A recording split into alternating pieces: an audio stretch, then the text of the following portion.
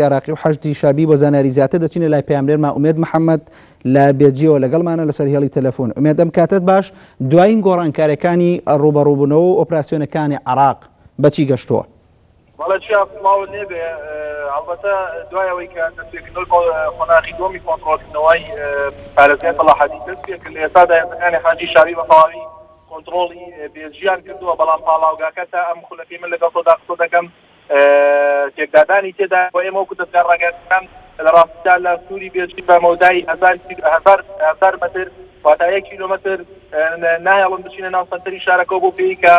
لە ئێستادا لە ترسی پاکردنەوەی شارەکە لە بۆمب و ئەو بۆمبانەی کە لەلایەن چەنددارانی داعش و چێنراون لە شەقام و کوچە شەقامەکانی ئەو شارە. هەڵبەتە ئەمێنە بڵێم چیە لە بەشداریکردنی ئەم ئۆپراسیۆنە بە هاوبەشی بۆ لایەن سەرجەم هێزەکانی عێراقەوە بە تایبەتی حەشتی شابی وجودی لەم پرۆسەیەدا هەیە و 11 کەتیبە بە شێوەیەکی ڕاستەوخۆ بەشداریان لەم پرۆسەیە کردووە و دیاریکردین ئەو کەتیبانەی کە لە ئێستادا بەشدارن لە شەڕی پاڵاوگەی بێجی کە لە سنووری پاڵاوگەی بێجی لە ئێستادا پێکدادانێکی زۆر هەیە. ئێمە وەکو دەستگا ڕاگەیاندنەکان ڕێگەمان نادەن بڕۆینە پێشەوە، بەڵام بەپێ زانیارانی کە لە سەرکردایەتی حەجی شابیەوە دەستمان کەوتووە ئەوەیە کە سەرایە سەلام کە باڵی چەکداری موختەدا سەدرە لەگەڵ جوندی ئیمام و کەتایبی ئیمام عەلی سێ کەتیبەی سپێکین کە لە حەجی شابیدا بەشدارن لەو پرۆسەیە بە هەماهەنگی لەگەڵ سوپای عێراق و هەڵبەتە فڕۆکە جەنگیەکانی هاوپەیمانیش لە پرۆسەکە بەشدارن، بەڵام بەپێ ئەو زانیارانەی کە لای ئێمەیە وەک سەرکردایەتی حەجی شابی ئاماژی پێ دەکا کە فڕۆکە جەنگیەکانی ئەمریکا یاخود ئەمریکا هاوپەیمانەکانی ئەو سنوورە بەسڕی بردومان دەکەن، بەڵام ئەو هەدەفانی کە ئایان دەوێت نایبێکن بە پێچوانەوە ئەمان فڕۆکە جەنگیەکانی عێراقیان پێ باشتر بەشدار بێ لە پرۆسەکە. ئەمەوێش بڵێم کە پۆلیسی اتحادیش لە پرۆسەکە بەشدارە.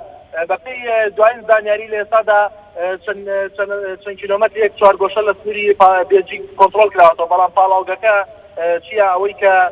ئەمان بێمان ڕاگەیان پاڵاوگەکە بڕێکی زۆر بانزین و تەقەمەنی و شتی تێدا حەشار دراوە، بۆیە ترسی ئەوەیان نێو پاڵاوگەیە بتەخێتەوە، بۆیە نانێوێت بە ڕاستبەشێوی ڕاستەوخۆ فڕۆکە جەنگیەکان بەشدار لە پاڵاوگەکە، بەڵکو ئەمان ئاماژە بۆ دەکەن کە پاڵاوگەکە دەبێت بە پیادە پاکرێتەوە، بە شەڕی کۆڵان بە کۆڵان پاکرێتەوە و ئەمانش هەوڵێوادن کە لە ئێستادا شەڕەکان دەسەویەخە و بەچێکی نزیک مەودا شەڕ لەگەڵ داعشا بکەن و بەپێی ئەو زانیارانی کە لای حەشی شابیە لەناو پاڵاوگەکە لە ئێستادا بڕێکی زۆر چەکداری داعش لەناو پاڵاوگەکەدا حەسر بوونە، بۆ پێی کامە وەخوایان دەڵێن منفەتێکی زۆر بچووکما بۆ چەکدارانی داعش بۆ هەڵاتن هەوڵەدەن ئەو منفەتش ببڕن و چواردەوری پاڵاوگەکە بگرن بۆی بتوانن بە شێوەیەکی ئاسان ئەو چەکدارانە و پاڵاوگەکەش کۆنتڕۆڵ بکەن. ئومێد لە ڕاگەیەندراوی حەشتی شابی ئاڵێت نزیکەی 1000 کیلۆمەتر چوارگۆشەیان کۆنتڕۆڵ کردووە. گرنگترین و ناوچانانە کوێن کە کۆنتڕۆڵ کراونەتەوە؟ بەڵێ چیا بەپێی ئەو زانیارانەی کە کە لە ئێستادا فەرقی زاهدی گەیشتۆتە سنووری مووسڵ واتە چەند کیلۆمەترێک لە سنووری مووسڵ نزیک بووەتەوە، بەڵام پێمانەوەیە کە ئەیانسێت کە لە شرگات کە ناوچەیەکی دیارە کۆنتڕۆڵی بکەنەوە بە هەمانشتەوە قسەی ئەویانەیە کە گەر شرگات کۆنتڕۆڵ بکرێتەوە سەرجەمی ئەو ناوچانەی دەوروبەری شرگات و بێجی و ئەو سنووری مووسڵ کۆنتڕۆڵ ئەکرێتەوە. ئەمان لە ئێستادا چییە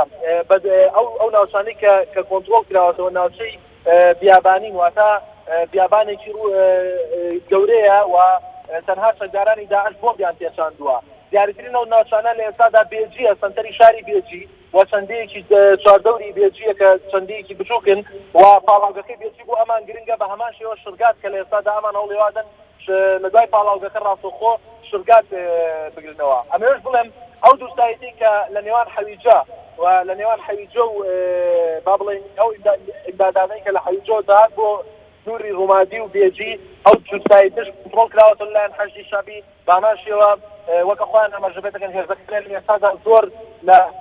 مووسڵ نزیک بێتەوە. من پرسیارەوەم لیان کرد کە ئایا ئەم پرۆسەیە تا چەند بەردەوام بێوان ئاماژەیان بۆ کرد کە سنووری مووسڵ ئەگەر بگەنە ئەو شوێنە تەواو دەوەستن بۆ پێی کە ئیتر دەخێنە چێتە چوارچووی سلاحی کۆنتڕۆڵکردنی مووسڵەوە. بەڵێ چییە؟